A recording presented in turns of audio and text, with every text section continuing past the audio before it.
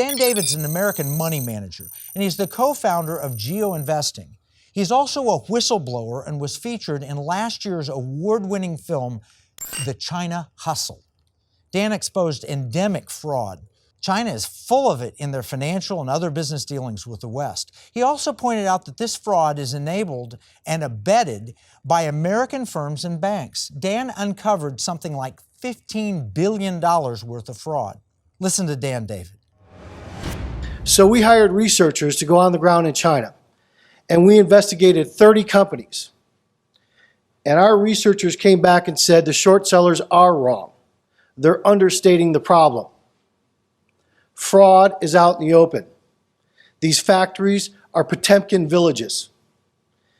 They will bring an investment bank road tour, buses of people will show up, get off, and see a running, robust factory.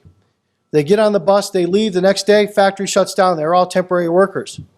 For any of you that have seen the China Hustle, you saw that once we saw this happen, we put up time-lapse surveillance cameras and caught this in action over and over again.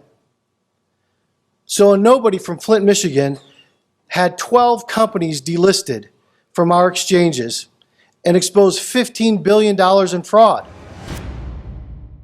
Our second issue deals with the national security implications of giving China and Chinese companies our investment. A literal question, a legitimate question, is why would we ever underwrite our enemy? Why? That's true whether the investment is a fraud or even legitimate. There's no one better to turn to on this question than Roger W. Robinson. Roger's a friend, and he was a true unsung hero in the struggle with the Soviet Union. He started as a banker with Citibank, but he was tapped by the Reagan administration and he served in the National Security Council. He studied global investing and all of the implications therein.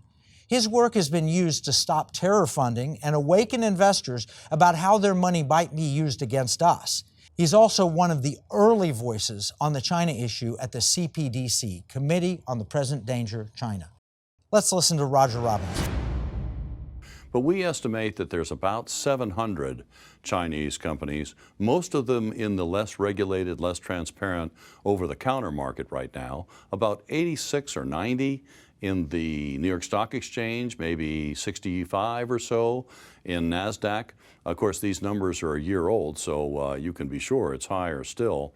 But this over-the-counter market is where they like to be because, as you can imagine, they skirt those all-important disclosure requirements.